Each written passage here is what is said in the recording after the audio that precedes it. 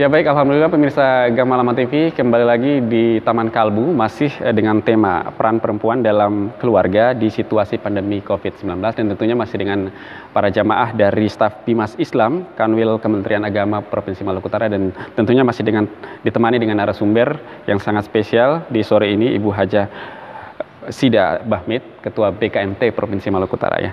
Baik, kita lanjutkan kembali ya. Masih sangat menarik perbincangan kita di sore hari ini. Saya memberikan kesempatan untuk sesi bertanya. Siapa yang mau bertanya? Oke, baik, silakan Bu. Assalamualaikum warahmatullahi wabarakatuh. Waalaikumsalam warahmatullahi wabarakatuh. Nama saya Ibu Sofia Minggu, staf dari Bimbingan Masyarakat Islam Provinsi Maluku Utara.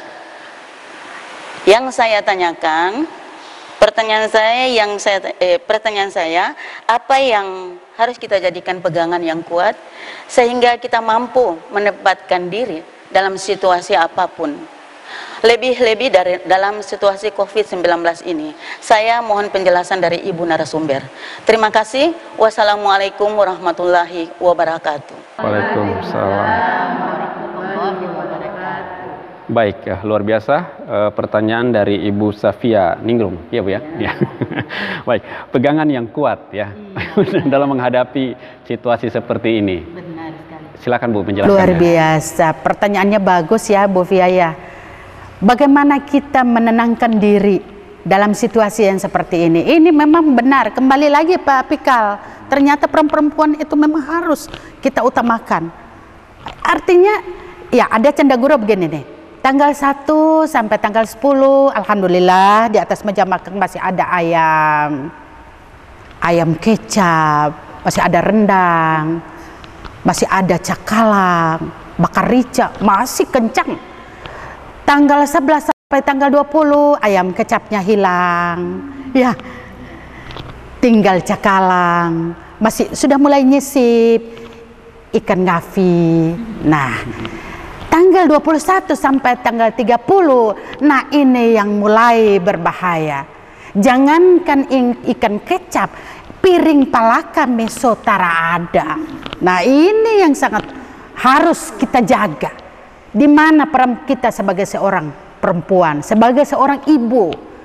Orang tua-tua kita dulu memberikan isyarat kepada kita, jaga syariat. Biar tidak ada apa-apa. Piring ada di atas meja makan, ada cuci tangannya, ada lap-lap tangan, ada tudung saji tutup, padahal buka cuma dabu-dabu. Itu syariat. Kalau Allah melihat ikhtiar kita ini, akan ada assalamualaikum antar pisang goreng, assalamualaikum antar ketupat santan. Karena apa? Kita sudah jaga syariat kita di hadapan Allah. Artinya kita sudah mulai ikhlas. Nah bagaimana ketenangan diri kita? Masya Allah. Inilah yang tadi kita dalam pertanyaan Ibu Yani tadi.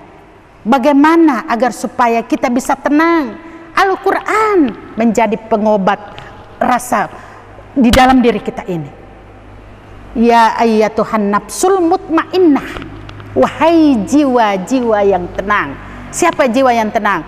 Bukan yang kita berada pada tanggal 21 sampai 30, itu bukan jiwa yang tenang. Itu jiwa takaroang itu. Ya ayyatuhan nafsul mutmainnah irji'i ila rabbiki radiyatan mardiyah. Ini selalu saya bawa bil khusus kepada ibu-ibu. Kenapa? Karena mereka selalu mulai pada tanggal-tanggal yang seperti itu, ada yang satu istilah bilang hatinya mulai galau.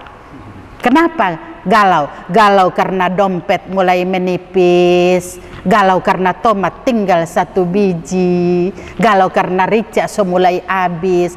Padahal kalau dia jiwanya tenang, jangankan tinggal 1 biji, ludas sekalipun tetap dia akan tenang. Kenapa? Karena sudah membiasakan dirinya istiqamah di hadapan Allah Subhanahu wa ta'ala. Suami datang tidak membawa rezeki, tetap assalamualaikum, cium tangan. Anak minta yang berlebihan, tetap iya nak, insya Allah mama ada dapat rezeki, pasti mama akan beli. Tidak ada Tidak ada tuh jiwa untuk menjadi gelisah karena rezeki sudah mulai tidak ada dan lain sebagainya.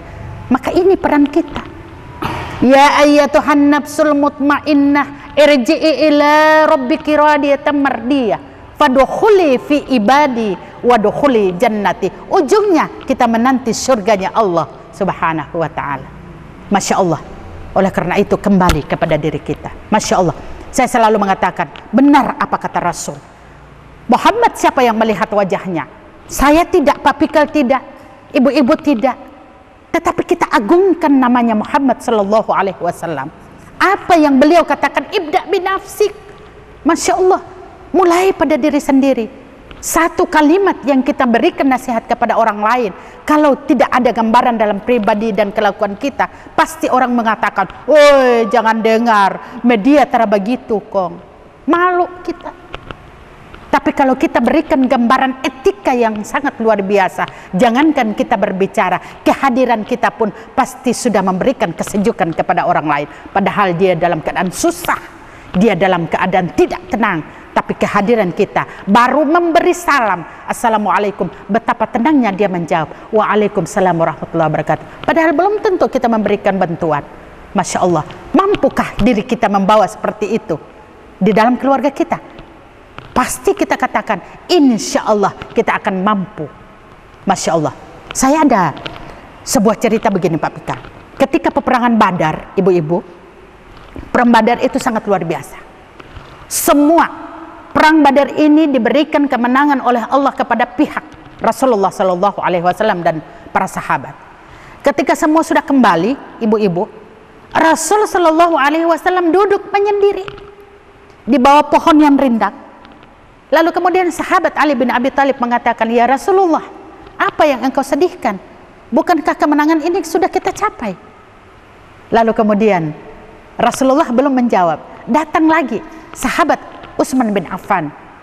Utsman mengatakan, assalamualaikum ya Rasul. Untuk apa engkau bersedih? Adakah kesalahan kami selama peperangan tadi?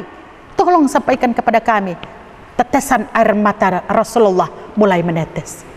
Lalu kemudian sahabat Utsman bin Affan dan Ali bin Abi Thalib lari. Ya Abu Bakar, tolong lihat Rasulullah. Kenapa Rasulullah bersandar sambil mukanya sedih, bahkan air matanya mulai mengucur. Masya Allah ibu-ibu. Lalu kemudian Abu Bakar As-Siddiq di dalam perjalanannya tertati-tati sampai di hadapan Rasulullah. Beliau memegang lutut Rasulullah Sallallahu Alaihi Wasallam. Beliau menangis. Ya Rasul, sampaikan kepada kami apa salah kami jika memang ada yang salah selama peperangan tadi. Kenapa engkau bersedih? Air matamu itu adalah ejekan buat kami di hadapan Allah. Sampaikan kepada kami ya Rasul. Rasulullah Sallallahu Alaihi Wasallam mengangkat ujung